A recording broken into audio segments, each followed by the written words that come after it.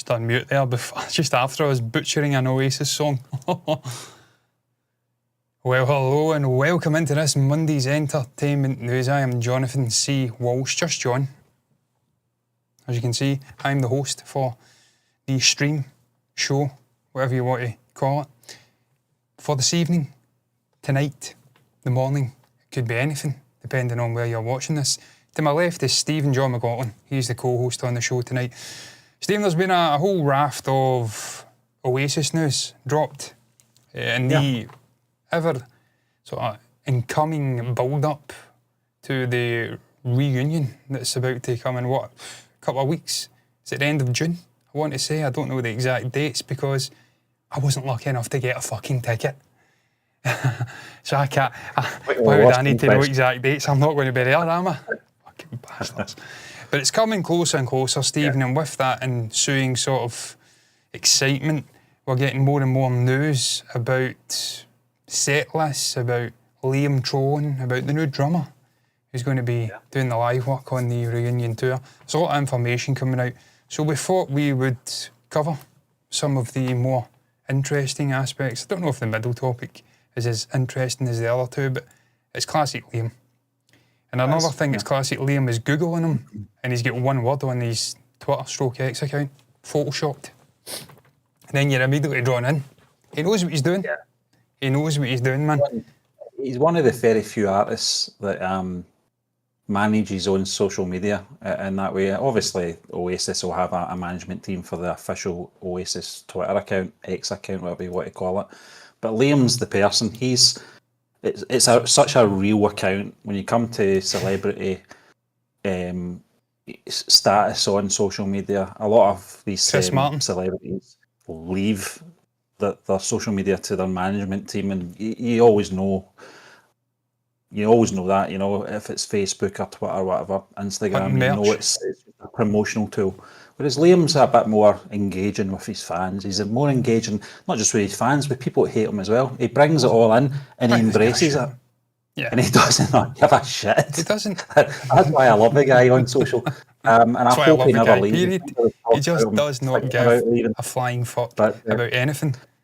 Yeah, but I'm intrigued to find out, obviously, about the set list as well, John. What's the official set list going to be? And there is obviously talk about people hearing the rehearsals already and how it's going and stuff like that. And obviously, we'll talk about the drummer who's been brought on board as well, who's been around the block over the past 20, 30 years. He's a session drummer.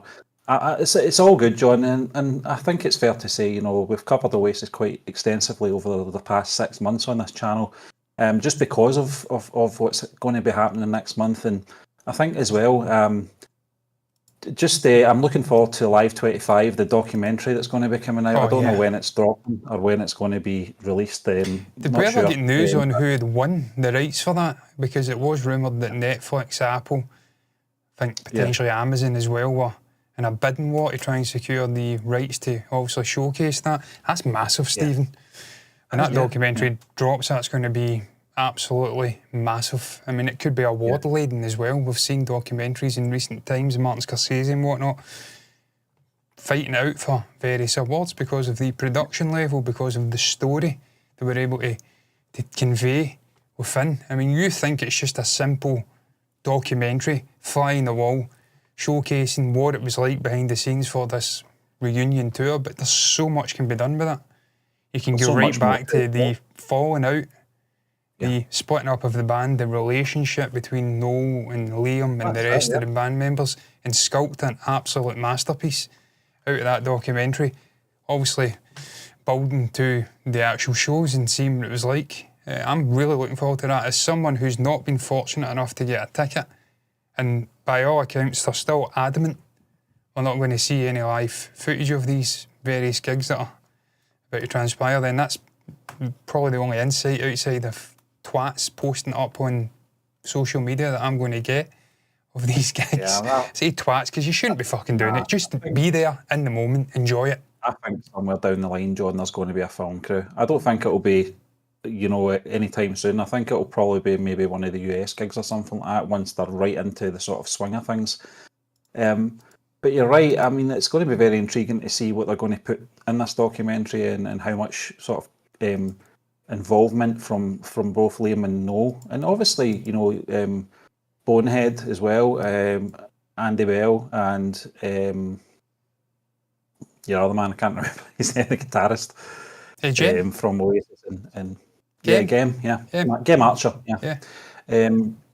I mean, it's going to be very intriguing, just to see what input, how things came about, who made the telephone conversations with the rest of the band as well to pull them in, who decided to bring Bonehead in, which is, it's going to be really strange because he was not part of the Andy Bell Game lineup. You know, he was part of the original lineup, and to have them all on that one stage, I would love to see. And I do believe there will be a film crew at some point, John. I don't think you can have this opportunity and not document it. That would be crazy. No, they will. Even once the touring's finished, they could release it maybe next year or something like that. I mean, they did it with the Nebworth stuff from 96? 96, they did it with that. Also, we got that documentary come out. I think Liam was at the premiere. Noel didn't turn up, but it was the other way about. I can't remember exactly, but they were using archive footage from 30 years ago for that. So they were ahead of the curve in terms of capturing this zeitgeist lightning in a bottle sort of experience that we've not seen again in the ensuing 30 years. There's not been anything quite like Oasis when they came out. I mean, just nature of music now, there's nothing like Oasis. I mean, I can't even name a half decent rock band that's out just now. What's the other Manchester band? I was watching a thing on social media. I can't remember who it was. It was who was having a conversation, but and whether it's true or not is another thing. But someone said, you know, I was talking to someone, and the question was about how many bands have had number ones in each decade, and they rhymed off how many there was in the 80s and the 90s, the early 2000s and the 2010s, and so far we're 5 years into the 2020s, and I think they said there's only been 3 bands that have been at number one, or groups, whatever you want to call them. I can't remember who the third one was, but one of them was Little Mix, I can't remember. Little Mix, yeah, it's a girl band. That's basically Spice Girls. Yeah, and then you've got the Beatles, and then there was another one. Is it the 1975? 5 years into the decade, John, and there's only been 3 bands / groups. Is it the 1975? Because they were the Manchester band I was talking about. I was going to slag them off, man, but you know what? I actually don't mind them. They're fine. They're not Oasis. They're a different kind. They're a pop rock band. They're not a rock and roll band. Matt Healy, he can be a bit of a twat at times, quite opinionated. That's Tim Healy's boy, isn't it? Is it? What was Tim Healy's boy? Yeah. I just knew him as Matty Healy, and I know he's a bit of a character. He likes to speak out about things, sometimes a bit controversial. Cool fucking haircut, impeccable fashion sense, and he was calling for these guys to get their shit together years ago, to be fair to him, so he's not all bad. I don't mind them, they're fine, but there's a real dearth of rock bands now. I mean, Foo Fighters are still... But they're going through their sort of Coldplay phase now, where they're penning songs for stadiums, and you can hear the moment where the crowd's going to get in and like clap and whatnot. It's fucking dire. And thankfully Oasis didn't go through that era where they were penning songs with stadium touring in mind. They just kept faithful to what they were doing, creating songs, and then it translated to big arenas. But Stephen, the actual Setlist, we're not clairvoyant, we're not Mystic Meg here. We've not got insight into the actual Setlist. We're just kind of living vicariously through unnamed people who were around the general vicinity of where they were doing rehearsals. And they heard snippets, and obviously one of them was rock and roll, cigarettes and alcohol. So we know that's definitely in there. It should be. Which is it's not a fucking surprise, is it? It's not exactly revolutionary. That's definitely going to be in there. I mean, there's a whole host of hits, Stephen, certainly from the first 2 albums, that you know are going to be in there. There is going to be some ones that are going to be omitted. Is that even omitted? That's the correct word.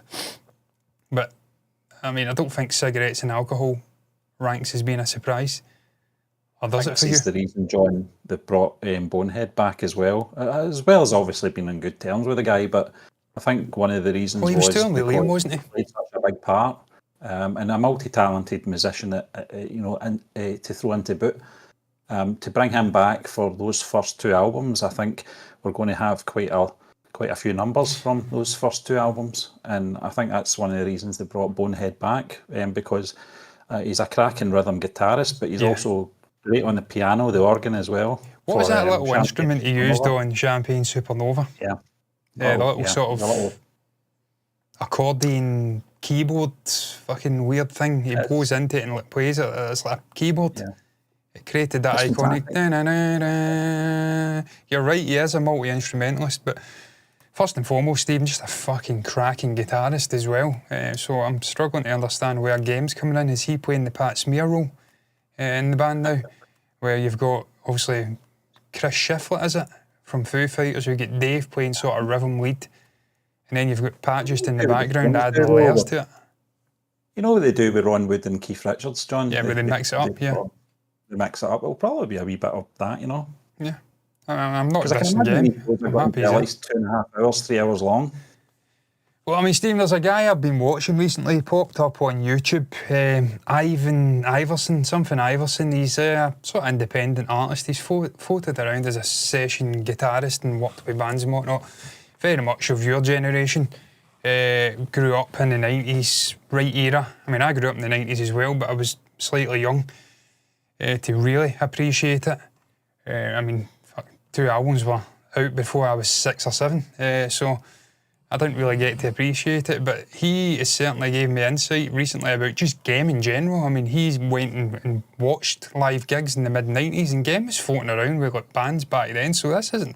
I always had it in my mind he had kind of struck it gold, and it'll be my ignorance, it'll show through, and no doubt there'll be people commenting, you're a fucking clown, but he's been about for a while. He has, John. He has been around long before he joined Oasis, and again, I mean, he's played in the High Flying Birds stuff. He's played obviously with BDI as well. So he's one of the guys that sort of floats in between both the brothers, and has always had a good relationship with them separately as well as together. You know, and that's the kind of thing you need in a band. You need someone like that. Ringo was the one in the Beatles for me. Everyone got on with Ringo. You know, he was just the most unoffensive guy you could come across, I suppose. You know, and I think Game Archer's is like that, you know, because I've always seen Bonehead more on Liam's sort of side. I don't mean he's against Noel or anything like that. It's just with the history, you know, because he was part of the original sort of founding members of Oasis, and he obviously shared a lot of time with them during the Supersonic promotion as well from about 10 years ago. I think he went to the premiere with them, and he's been through a lot as well, Bonehead. You've got to remember, the cancer scare, a few years ago. You know, and Liam was one of the very first ones on social to wish him well, and he was thinking about him and all that.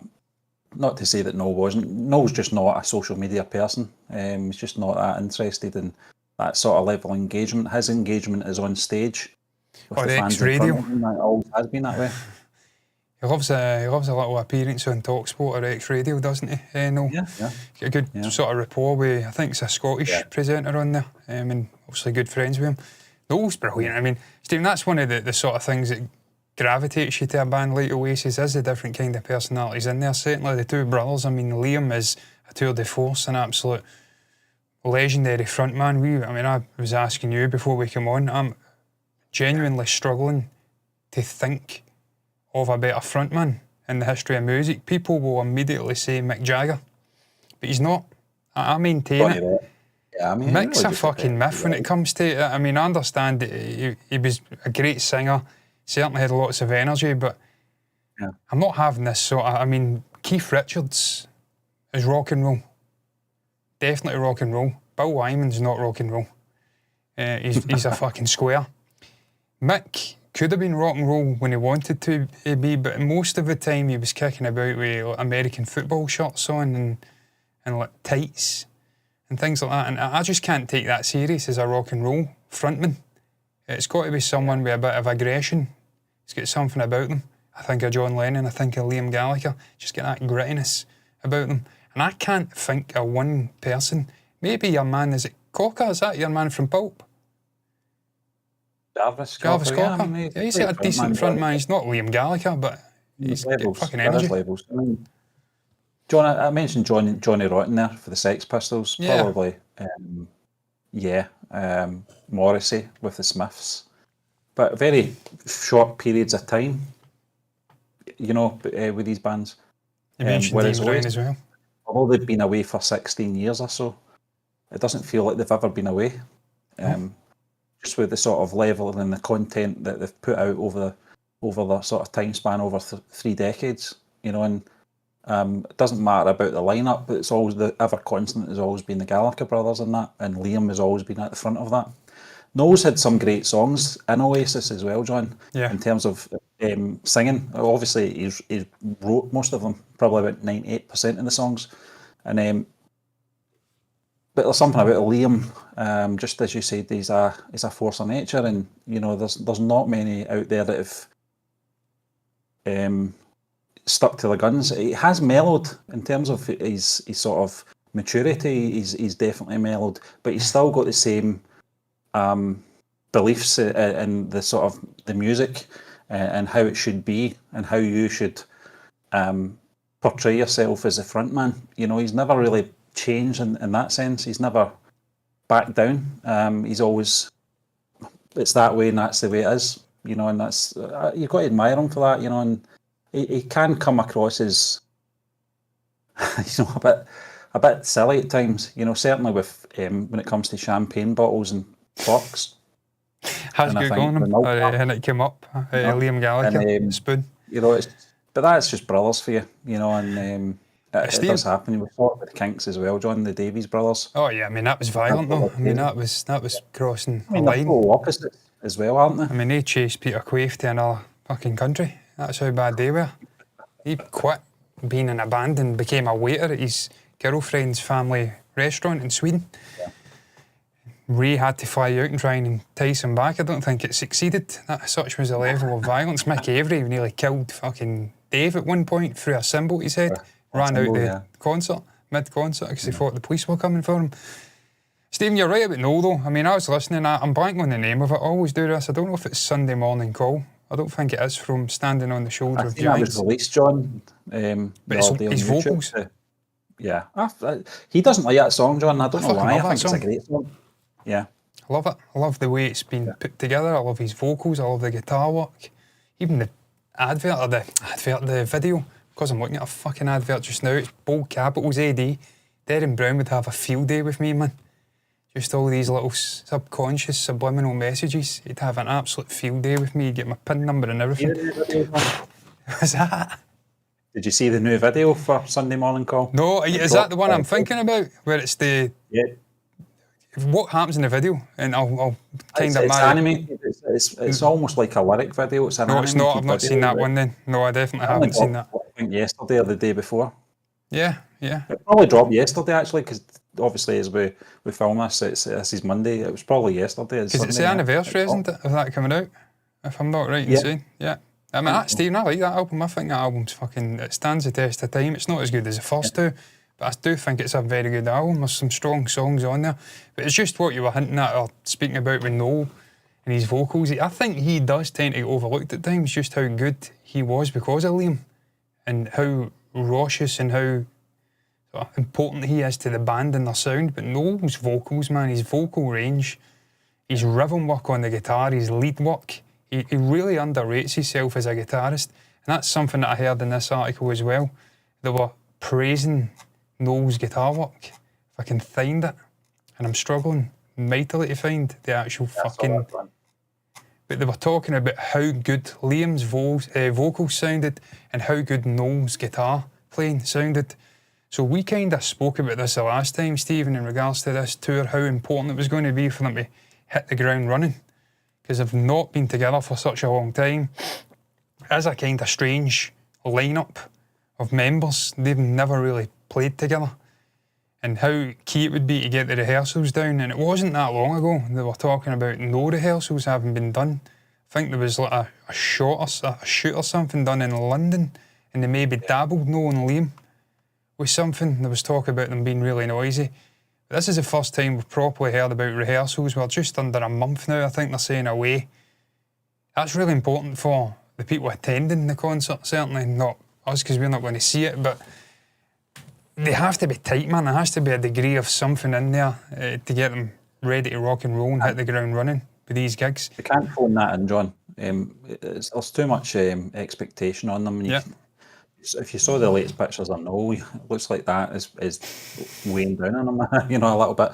But I think no, because I don't like artists that phone, performances in, and even some of my favourite artists have been guilty of doing that. Bob Dylan's one of them. You catch him on a good day and you get a really good concert. If you catch him on a bad day, it's probably nice hunched over, he's back to the crowd, yeah. Yeah, I mean, I don't understand it, but I think they will. I think this is the reason. I think, Liam's only came in at the sort of last few weeks, now for the last few weeks, I should say, for save his voice. He knows the songs, doesn't have to come in at that point. It's really about making, as you said, the band tight as possible. Yeah. Bonehead not played with the other two in terms of an Oasis lineup.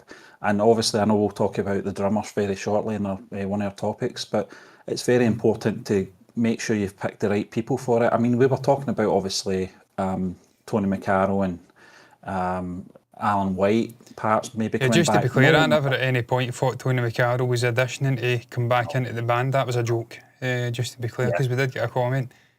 We did cover it, John, because obviously Tony McCarroll sent a good luck message to the guys and stuff like that, and we talked about that, and some people picked up on it wrong that we were saying... Trying to make content. And I think you actually asked me the question. I said, no, I don't think he will be. No. But, no, you've got to pick the best people. It's a shite joke. I'm not Dave Chappelle, but it was a joke. But Noel Gallagher will make sure he's got the best people, to play these songs. Well, I mean, Stephen, we'll get into that with the drummer, because I actually think it's Liam that's had the influence with the drummer, because he's been touring with him. Previous work with him, yeah. But if you look at the guy's CV, John, even without the John Squire, Liam Gallagher involvement, the guy's done it all. Yeah, I mean, he has. He's worked with some massive bands over the years. And I actually went and listened to him. But we'll get into that, Steve. We'll get into that in a few moments, I'd imagine. I mean, you can see there, I mean, they're talking about Liam's impressive vocals, down to the fact he's probably down to 2 packets of Lockett's cough sweets that he was sucking throughout the rehearsal. That's the key for me, him not overdoing his vocals, because we've seen fairly recently at the Anthony Joshua fight, 6, 7, 8 months ago, that his vocals on a bad day can be really bad. And I don't want a repeat of 2000 and I think it was 6 or 7 era.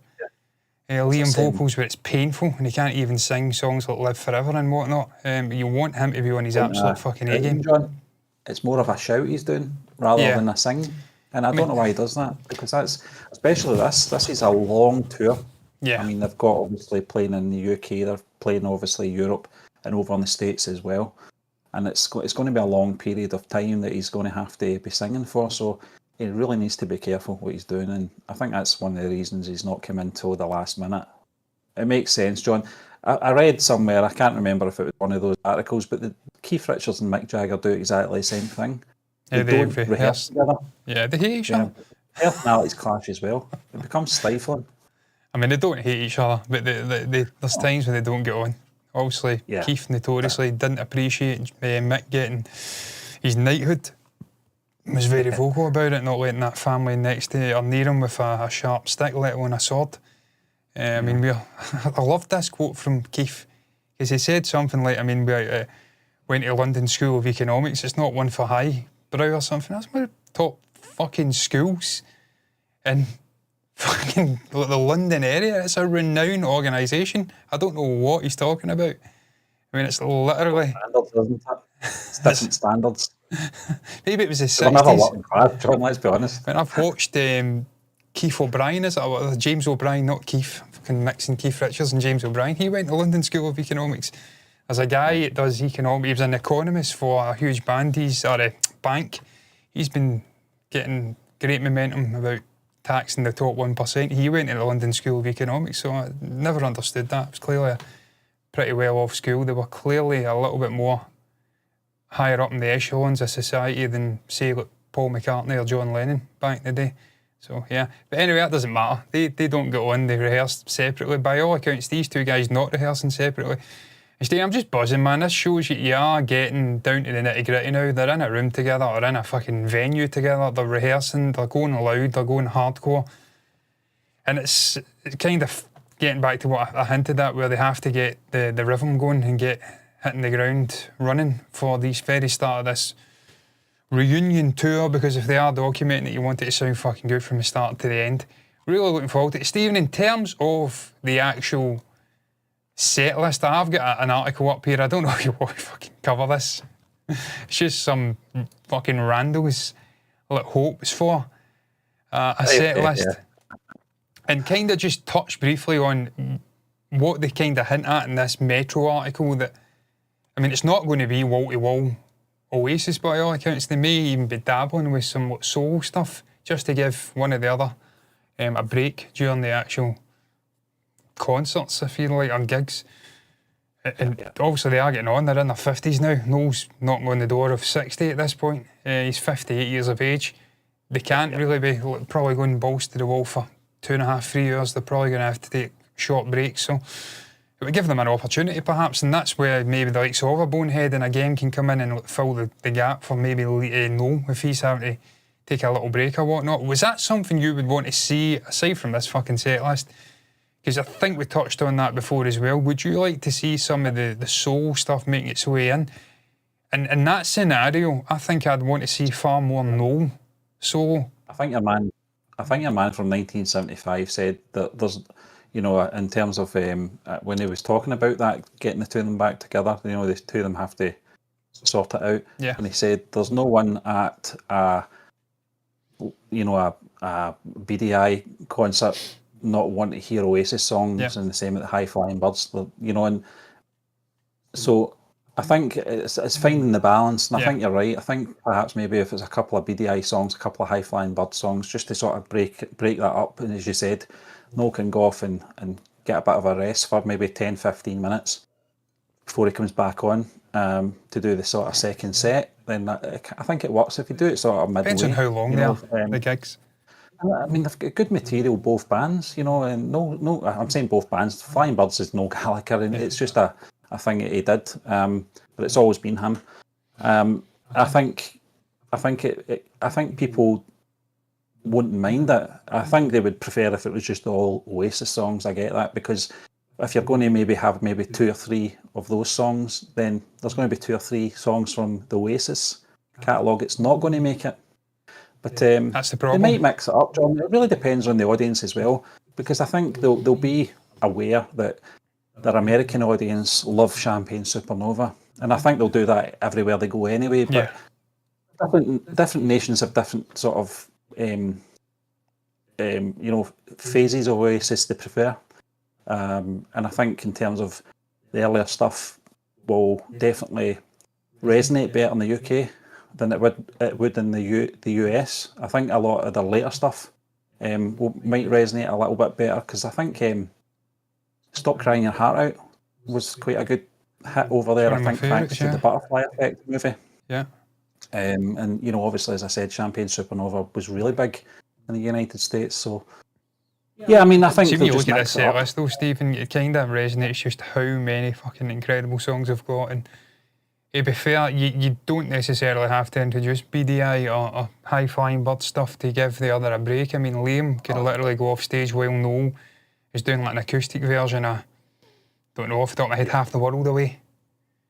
Don't Look Back in Anger.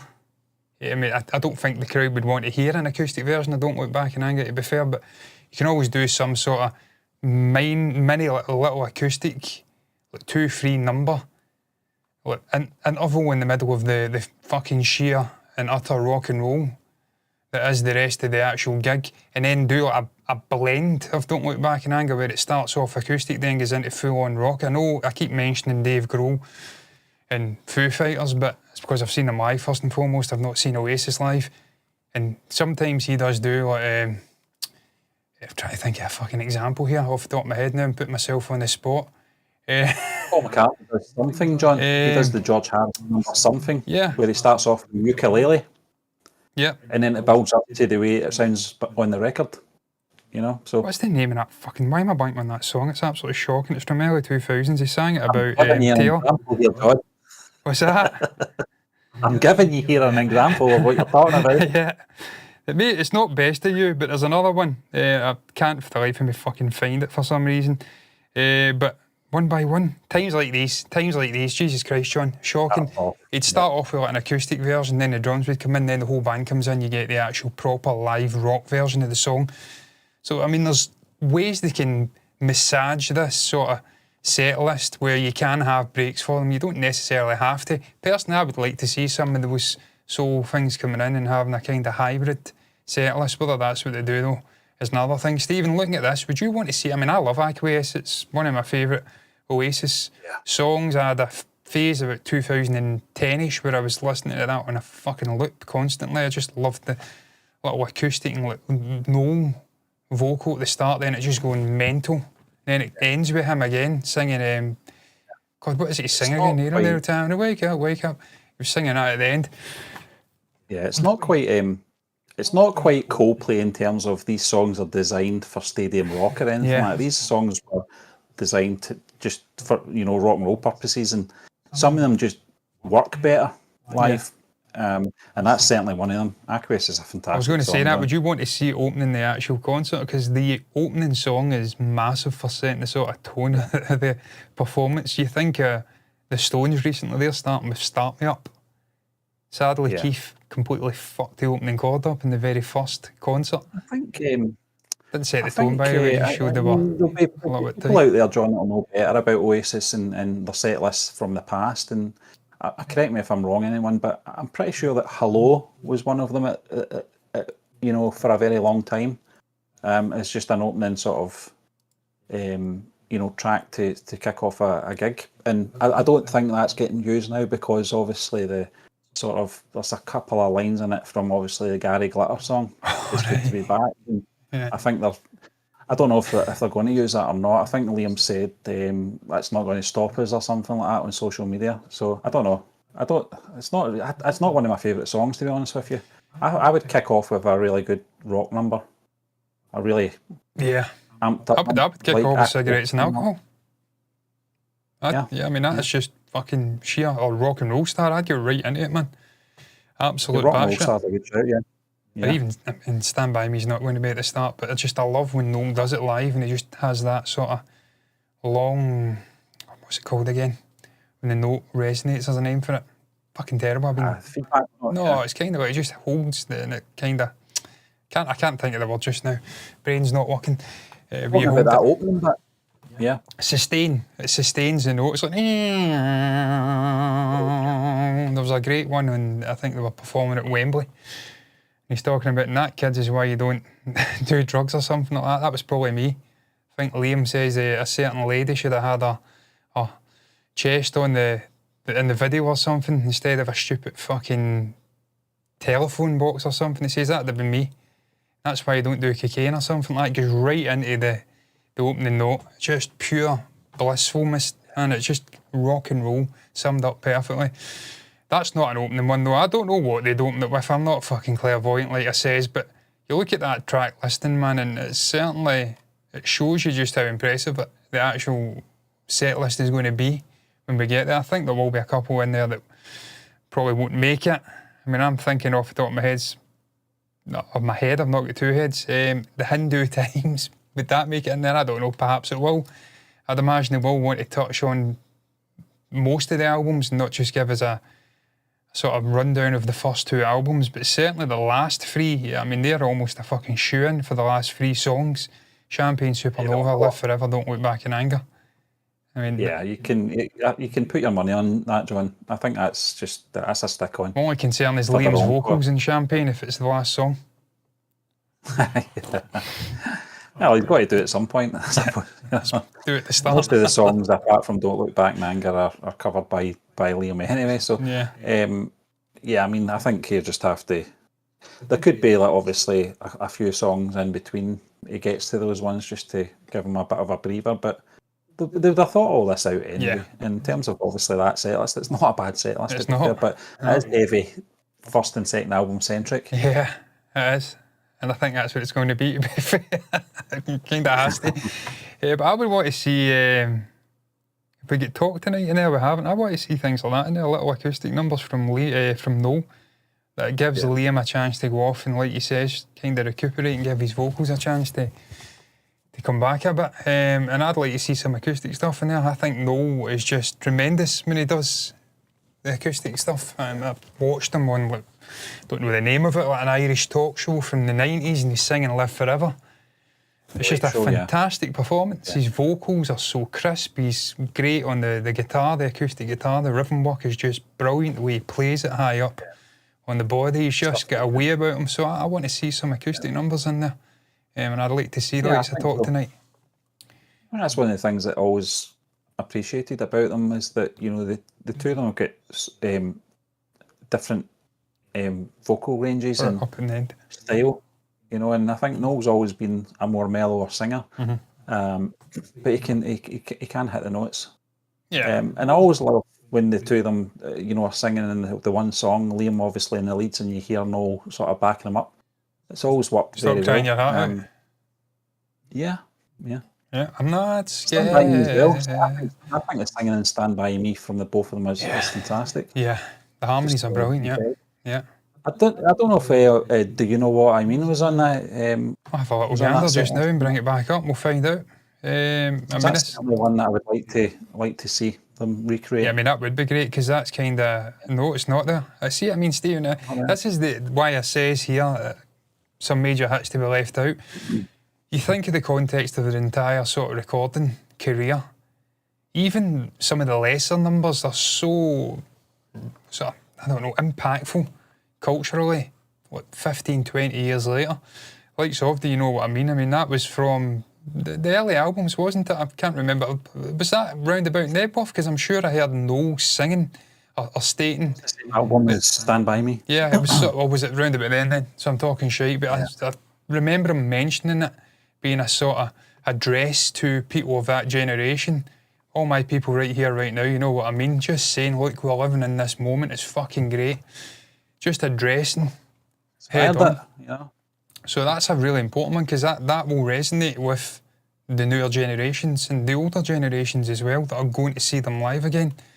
Right here, right now, you're in the moment. So I think that'd be a great one to introduce into the set list.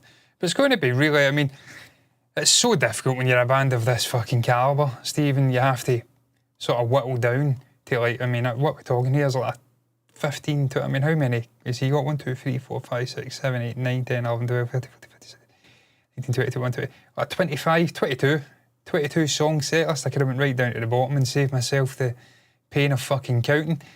It's so difficult to whittle a career down to 22 songs when you've got such a high calibre of sort of output.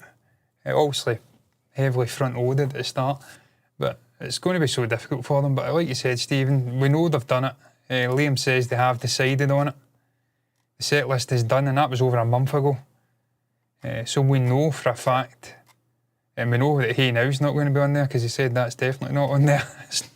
So we know they've got it whittled down. These guys are the fucking pros. They know what the people want, and I'm sure it'll be absolutely fucking epic come the time. I just wish, again, I was there, able to experience it, and hopefully they don't call it quits after this, and it's not just to pay off the expensive divorce that Noel went through, and that we do get a chance to see them again once the sort of fanfare and hysteria's calm down, and us mere plebeians can get into an arena and watch these guys live again, because I'm not going to get to see REM live, because they're done. And they're adamant they'll not come back, because it would just be... They couldn't talk what they'd done before. And it wouldn't be for the right reasons. And we've seen so many of these other artists from a bygone era, fucking Spice Girls and all this other shite, coming back and doing reunions, and it's for the wrong reason. It's for selfish reasons. They see the money that can be made.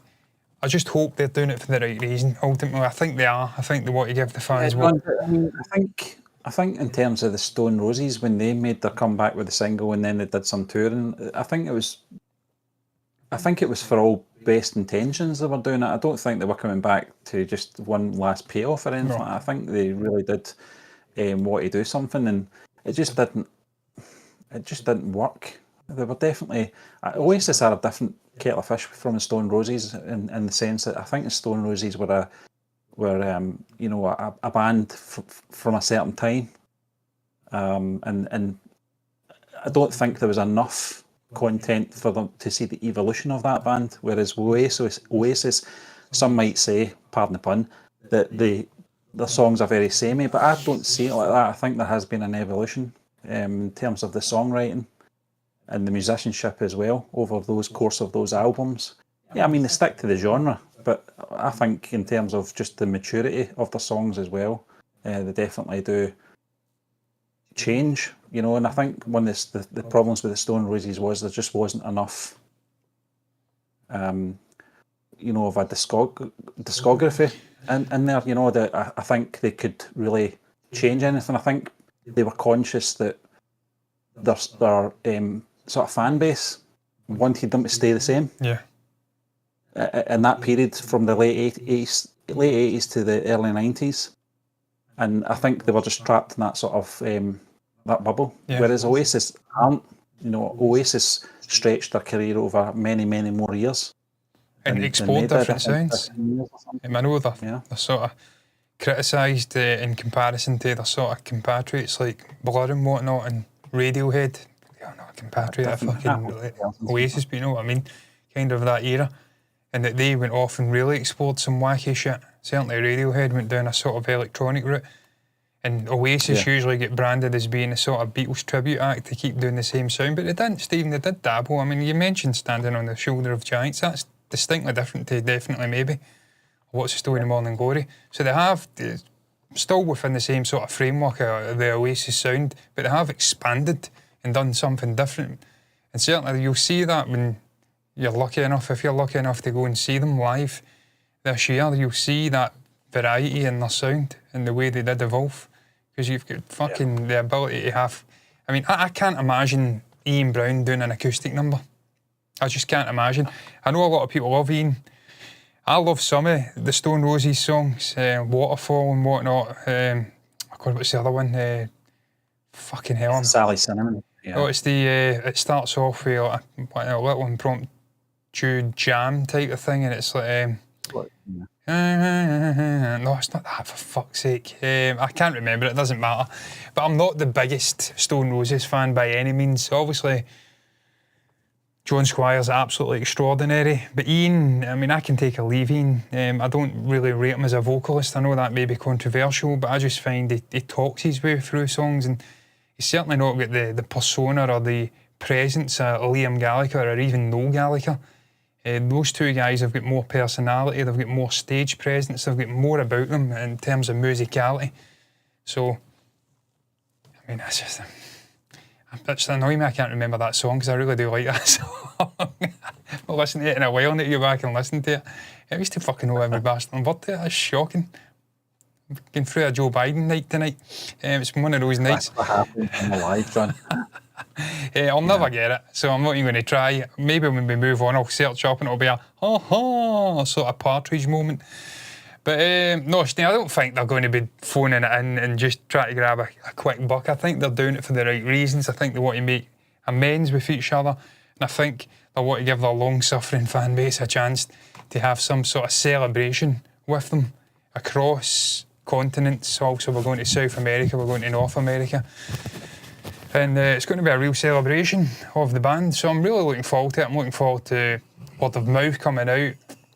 Hopefully some video footage from the twats holding their phones up that I get to live vicariously through. They're still twats, because you should never do that at a live performance. You should live in the moment. I try to limit that. When I've been at live events, man, I try to just keep my phone in my fucking pocket and live in the moment, because you're creating memories that you've got. You don't have to share it. Every other person that, look, I'm here and I'm videoing it. Yeah, so's 20,000 other people. Seen a few of the contemporaries and Paul McCartney and Ray Davies, etc. And you try and take in the moment as best you can, you know. And I found myself doing that, you know, just sort of doing my best to just embrace it and just take it all in, you know, as you know, in real time. And those are the best ones for me. I'm not saying that it's everybody's cup of tea, but I just can't see the point of putting your phone up for 2.5 hours trying to film something. It's crazy.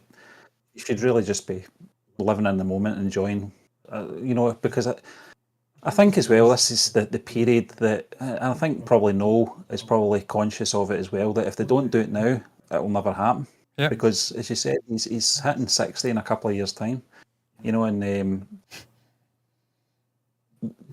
it's like the Stones. I mean, I know they're a lot younger than the Stones, but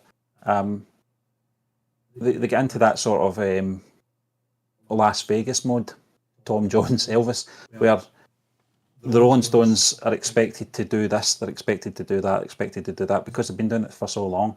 And with Oasis, they're at this period, I think they can still do what they used to do, and just call the shots.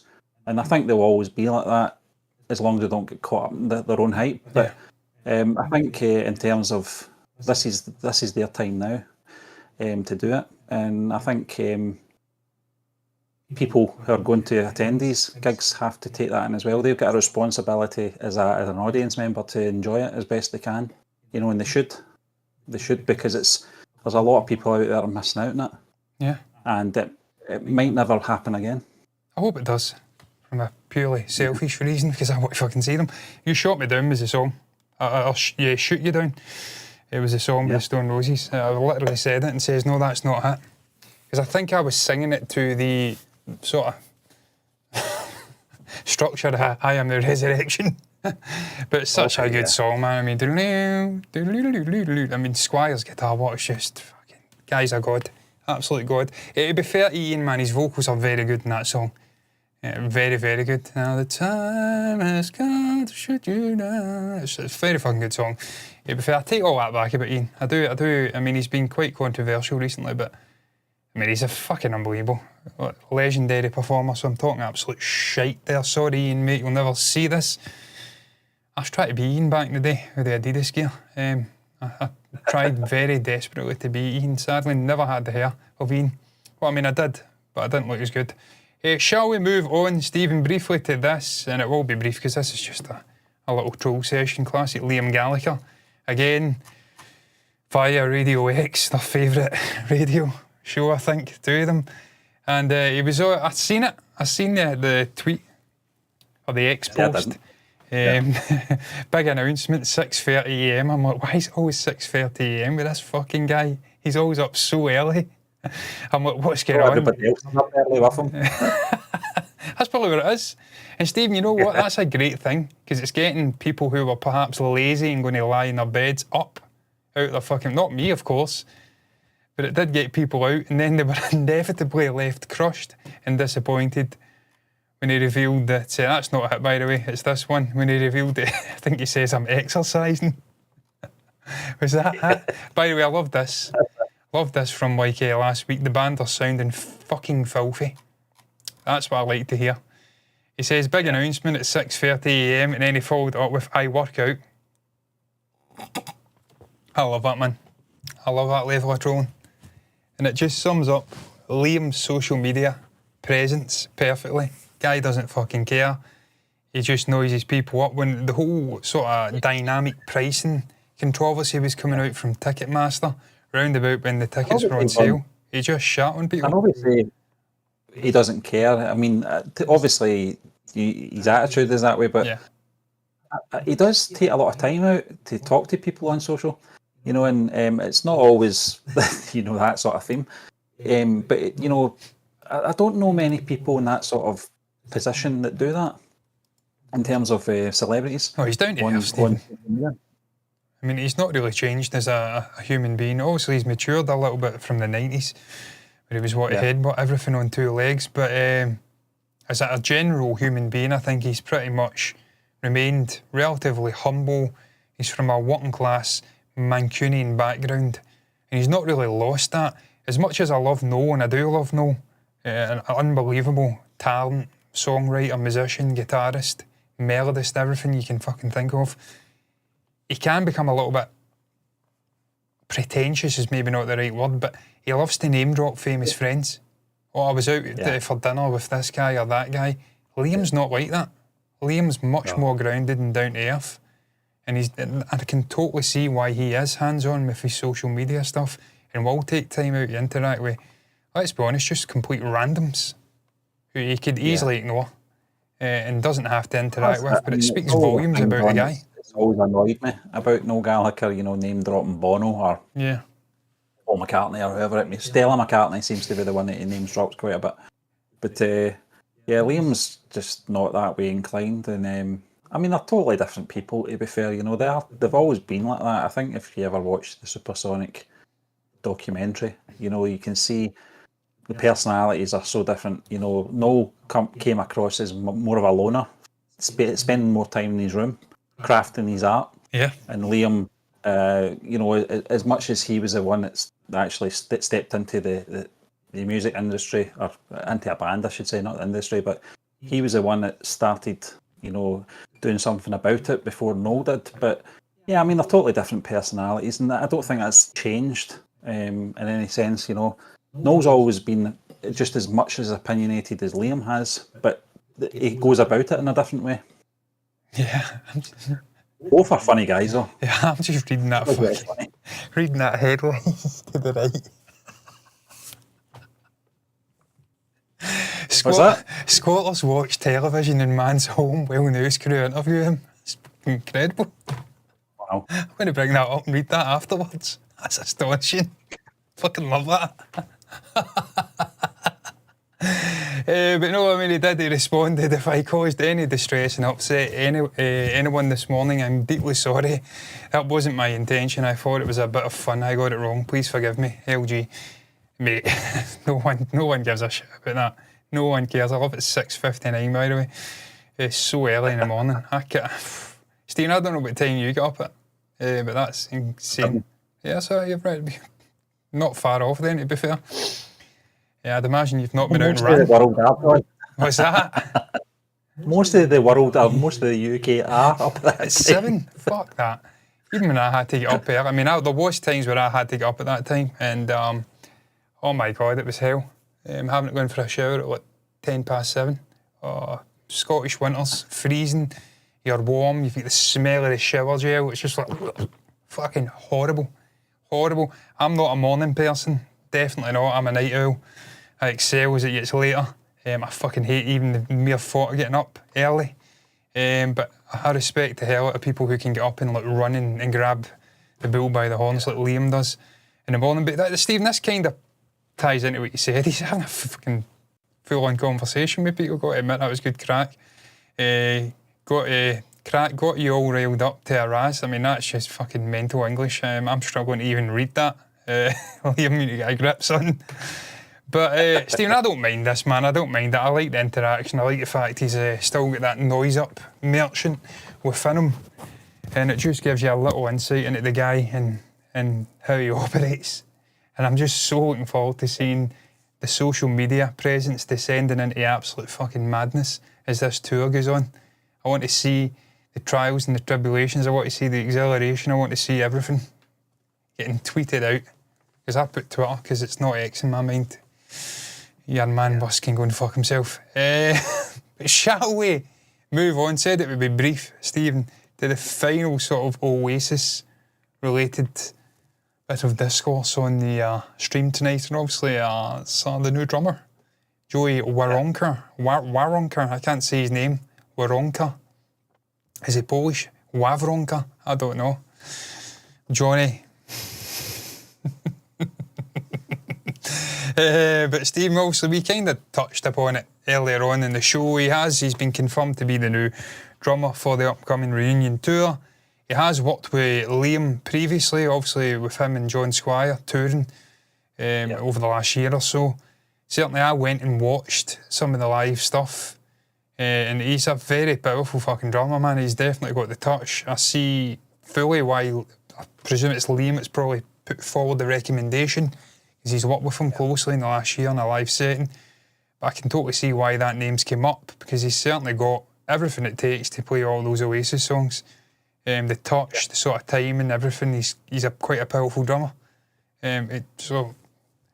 Listen, we had a conversation about this. Who would be the drummer?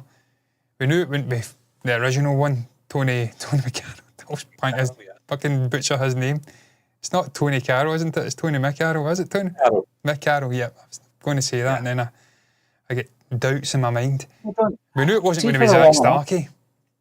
Yeah, I mean, for long enough, people were saying Chris Sharrock as well from the High Flying Birds, and Yeah. that was the one. You know, you talk about. I mean, Zach's obviously going through this spat with the Who, Pete Townsend, and Roger Are they Daltrey. still going? Yeah. Yeah, I mean, Fucking hell. he's insisting he wasn't. He's Zach's insisting he was he was removed, he was sacked, and they're saying he retired. You know, so he's going through a bit of a shit time at the moment with that. And obviously Tony McCarroll, too far away, too long gone. Waters definitely passed Pete under Best. that bridge many moons ago. Forever.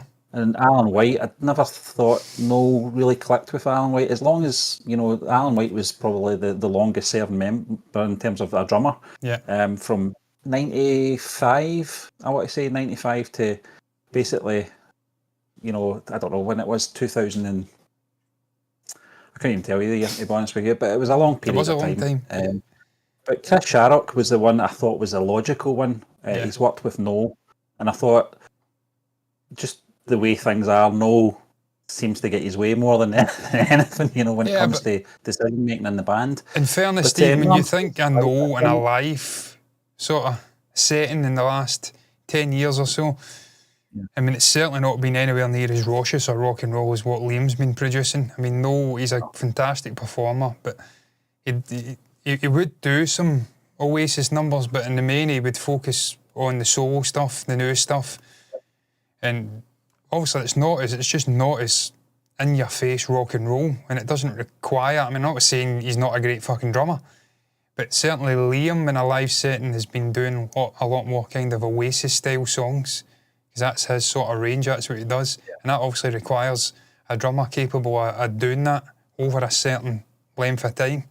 So maybe that was playing into the thinking, just he's had more experience around Liam and the way he is and his performance and around that kind of genre. I mean, I'm not saying that Noel's not doing rock and roll, but he's not like Liam live. Tends to soften the sort of Oasis covers and Don't Look Back in Anger and Live Forever. Those Radio 2 sessions that he did a few years ago. Live Forever, I don't know if you ever heard Noel's live version of that from a few years ago. Is it the acoustic one? It's fantastic. It really is good. It's different, but as you said, John, it's a more mellower version, and that's just the way he's done these things over the past maybe 10, 15 years, where he's just changed it up. I don't know if it's maybe just something that he wants. He definitely appreciates, and he definitely, you know, he loves that period with Oasis. He's never said a bad word about his time in Oasis or regretted any of it. He said it was some of the best times of his life. But I think perhaps maybe it's just that separation by doing that, by sort of changing it up a bit with the Oasis tracks when he does them. And I think just doing them slightly different, or maybe a little bit mellower, but acoustic, you know, and just a bit softer. I don't know what his reasons for it is. Maybe it's just the way he prefers singing them. Maybe that's the way he envisions them before, obviously, they became sort of singles for them. He saw it with Help. He had to change that, didn't he? Revolution was another one for the Beatles, you know, and sometimes that happens. Maybe that's the way he had it in his mind they should have sounded. I don't know. No, I mean, they're very particular. But Stephen, I mean, we've got this quote here. Obviously, he's the best. Someone asked him, what do you think about Joey? I mean, obviously fucking likes him. He's worked with him before and he's bringing them onto the band. Stupid question to ask. Do you think he's appropriate for the Oasis sound? No, he's shit. I'll just bring them on as a pity. Sort of pity inclusion. What do you think he's going to say? But he replies, he's the best and we're lucky to have him. I've enjoyed all our drummers, but this guy is special. Stephen, like you spoke about Alan White, and that's something you certainly see a slightly more diplomatic side to Liam, and that spat that Noel had. I'm pretty sure it was Alan White. He was openly criticising him. To be fair, he fucked up. He ended the song early, and Noel wasn't happy at all. And he was constantly sniping at him, saying, look, great fucking drummer, and things like that. And Liam's like, come on, it happens, calm down. I'm paraphrasing here. Sure. Yeah, I mean, I'm pretty sure. I mean, it was one of those instances you never expected it to be that way. You thought it would have been the other way around, the Liam attack, and no being the sort of sensible one. But yeah, I mean, it was all there for everyone to see and hear. I was just looking at Waronka's time in REM. Yeah. He came in, he stepped in for Bill Berry, and he he toured between 98 and 2002, so there's a good chance I saw him. He was a drummer at Stirling, which is incredible. I wouldn't have known that. Obviously, he's had work with Beck and Roger Waters as well. That's mad that you've probably seen him live then, Stephen. That's crazy. Yeah, that's crazy, and I wasn't aware. Yeah. That is fucking wild when you think about it. Stephen, that gig, man, what you told me about that's just, that's music for me, summed up perfectly. It's not just about the sound, it's about the overall experience being there and connecting. There's just something special about it. It was like when I first got to see first, like I've seen Macca multiple times, but when we've seen Macca, a lovely summer's evening, roasting, enjoying a nice pint, you're just in the moment. It's fucking great. There's nothing better. Nothing. Surrounded by like-minded people, John. People appreciate what you appreciate. Music playing. Yeah, it's fantastic. John, now I've seen REM in Stirling, of all places. It's just it's a large town in Scotland, but that whole day was just everywhere you went was an REM fan, and it was just incredible. You know, it's just stadium gigs are great, but when you get obviously a gig that's not a stadium gig, it's totally different. If you know what I mean, it's because obviously we saw McCartney, and once you're in the stadium, it feels like that. But it's everyone's coming from all different directions. You know, it's not like everybody's spending the day outside the venue kind of thing. Yeah. But no, I mean it's great. It's fantastic. But I'm looking forward to seeing how well he fits into this lineup. You know, and I mean, Chirac would have been my obvious choice. I thought it will be him, you know, because I think that's just the way it's going to go. So I was quite surprised hearing this news. But then when you look at the work that he's done in the past 20, 30 years, it makes sense. Very much like Zach Starsky was the right choice at the right time when Alan White was relieved of his duties, we might say. And, you know, I think in terms of drumming, we always make this joke about, no, he'd rather have a drum machine in there. Clearly not, because I think in terms of the drummers that he's worked with in the past, even not counting McCarroll and White, he does know a good drummer, and he knows what he wants from a drummer. You need that touch, Stephen. You need the human touch in a live in any performance. I mean, drum machines have got their place in certain genres and whatnot, maybe like house or something, or like electronic stuff, but demo stuff. Like rock and roll, I mean, you need a fucking human being. You need that touch. I was about to bring up Josh Freese as an example of a drummer coming in. He came in, obviously, after the passing of, obviously, Taylor Hawkins with the Foo Fighters. I didn't realise he'd been fired 3 weeks ago. They fired him. They're bringing another drummer in, the Foo Fighters. That's classic. Dave. Dave is absolutely brutal when it comes to drummers. Obviously, sacked your man from, God, what was the name of that punk band? I think Dave came from, and obviously Nate Mendel came from as well. Can't remember the name of the band. Doesn't matter. It might not even have been the same band, but he fucking bulleted the drummer, Dave. Dave's very much like Noel. He doesn't muck around. He's got a vision in his mind of how the drums need to sound, and if you can't perform, then you're gone. Josh Freese is a fucking phenomenal drummer. I mean, he's drummed for so many different artists and bands. But I was going to use him as an example because he came in and slid in, it seemed like seamlessly, and was performing live and didn't look out of place. Obviously, Taylor had a very particular sound. He used to do things with the snare, the way he kind of rolled the drum off the snare. It was just a really particular sound you heard in songs like Aurora and stuff like that. But I thought he stood in and done reasonably well, and I was going to use that as an example of how you can really bring in any drummer who's competent and used to a live setting, performing in front of big crowds and whatnot, and it being grueling physically, and they'll not really look out of place. But clearly that's not the case, because Josh has been fucking belted. So thankfully that's not really an issue here, because it's just a tour, and it's a solely live performance. It's not like they're going to be delving into studio work and doing albums. It doesn't look like yet anyway, whereas with the Foo Fighters, they're very much still looking to create albums and release songs, so that becomes a problem then if you don't like the way that a drummer's performing. You can't have him putting his performance into a recording and then having to go and redo it all, what you did in the first album or the second album. So yeah, I mean, that's not really an issue. Ultimately, the guy's performed with Liam, he's performed with John Squire, he knows what he's fucking doing, he's massively experienced, he's been around the block, he's in his mid-50s, between Liam and Noel in terms of age range. So I don't think this will be an issue, Stephen. I mean, certainly the overall aura of the band, the overall sort of lineup is pretty much as close to the original as you're going to get. There's a couple of little changes, but... Yeah, I mean, it's funny because as much as we always joke about Noel not rating drummers and stuff like that, drumming and the drum parts of any Oasis song is a big part. Whereas it's ironic that, you know, Giggsy, one of the founding members, most of his bass lines were buried, you know, in the production. Just a wall of sound, noise. You couldn't really... Yeah, I mean, I think Noel said that about, obviously, What's the Story? It was just too much production on it. Oh, I mean, Steve, Noel's guitar. The drums have always been prominent across the sort of history of the songs, you know. I mean, Noel spoke about this with his actual tone.